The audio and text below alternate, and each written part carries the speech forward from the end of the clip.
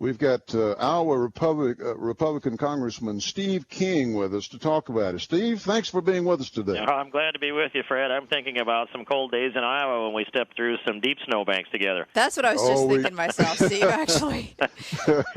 We really did. You know, the greatest,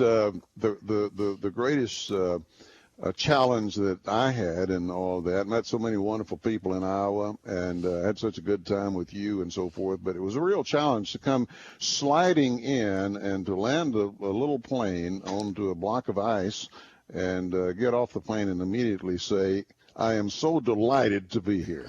Because at that moment I wasn't. But, Steve, what in the world is going on with this so-called school safety czar, Kevin Jennings, that the president is appointing? Well, this is another one of these appointments that, as you referenced in the lead-in to this, it fits right down the path of Van Jones, and Kevin Jennings has the totality of his life's work has been promoting homosexuality, most of it in the schools, and most of it with very young children. And when you think of the book that most of us hear about, Heather Has Two Mommies, I can't attribute that to him, but it certainly illustrates the agenda that he has.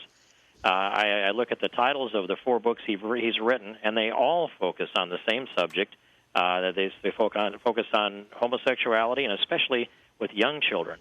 And then he has written the foreword to a book titled Queering Elementary Education, Advancing the Dialogue About Sexualities in Schooling. This man is supposed to be the safe schools and drug-free schools czar, and it looks like he's become the maybe the safe sex czar for schools instead. It's just beyond bizarre. And then you have this experience that he has as a teacher with a 15-year-old student who was involved with an older man. Well, he says now, though, that he would probably do it differently because he was young then. Isn't that interesting that he would actually look back at something and say you would do it differently when you're older, as opposed to this young child who got the guidance from him to make sure he used a condom. That was the advice that he gave this 15-year-old boy who said that a man had come on to him in a bus stop bathroom. By the way, maybe y'all don't know this. I didn't know this. November 25th is Transgender Day of Remembrance, Steve. Which guess who's behind that holiday? Kevin Jennings has something to do with that. Yes, sir. Don't forget to send me a gift, Steve. Oh, yeah, that is. Hallmark's got a new day to sell cards on now. I heard their shares were down a little bit. So if we can be doing those cards to celebrate November 25th, the Transgender Day, America needed a new day. It needs to be a new day in America after what we're seeing here. But, people are policy. And the president has appointed his cronies, his associates, and their fellow travelers. And I think Kevin Jennings is a fellow traveler. I think he's there to advance this agenda. And if they were open and honest about it, they would create a czar to promote homosexuality within the schools in America and name him as the czar. Then we could have a legitimate debate. But the breadth of his task is to provide safe schools and drug-free schools. And he may have provided a safer atmosphere for self-identified homosexual kids. But there is nothing in his record that shows that he's promoted safety for anybody else, nor that he has the image that can be opposing drug abuse in the schools either. Steve, you've called for Kevin to step down, correct? I want the president to fire him, Jerry. I just think the president's gotten off the hook for his appointments. Van Jones disappeared at 12:01 a.m. on a Saturday morning. The president couldn't bring himself to comment about Van Jones, although he could comment about Professor Gates and Officer Crowley. I think the president needs to fire him, and he needs to take a position on what kind of people he wants leading our educational system in America.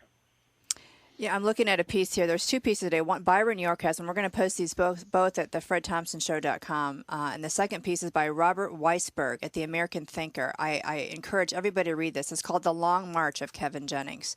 And it talks about his rise to prominence via the Gay Lesbian Straight Education Alliance, GLSEN, originally a group of gay teachers founded in 1990 that went on in 95 with a large staff and paid director. Of course, Jennings was the director, had profited immensely from its close relationship with the NEA. So you've got this group of folks that have been together for some time promoting, really what your point, a small sliver of I guess, what we consider gays in our school. So you got the merging of the gay and lesbian movement with the NEA and education, and that's an important point, Fred. Yeah, then you look and see what his past relationships and advice has been to minors and things like that. It all comes together and becomes perfectly clear, doesn't it? Well, it becomes perfectly clear, and then you have to ask the question: what is their overall agenda? Well, the bullying in the schools is an agenda that's driven by the homosexual community, and it doesn't do anything to protect these short, fat, tall, and skinny kids. It's targeted for those kids who are identified as homosexual kids. Now, we don't want bullying in schools, but they've given it that name.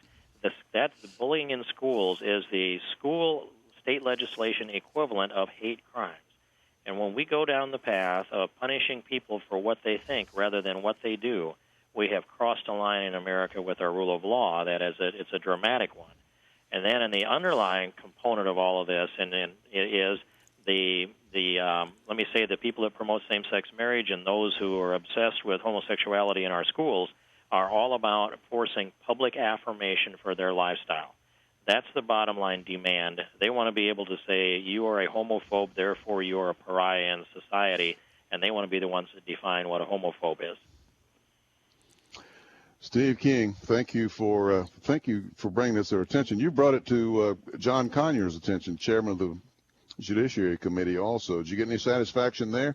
Well, on the Acorn part, not yet. But I do have, and on my desk, I have a trophy that was presented to me by Lamar Smith, the ranking member of the Judiciary Committee, for being the most persistent award. And this trophy is filled with acorns. It sits on my desk, and I'm going to be persistent on Acorn until we get justice for the American people. You and Lamar Smith, because I see Lamar Smith actually has called for public hearings into this, correct? Prosecutor. Yeah, we're going to depend on you to continue to earn that trophy. Thank you, Steve King. Really appreciate you being with us. Thank you, Fred and Jerry. It's my pleasure to be back with you again.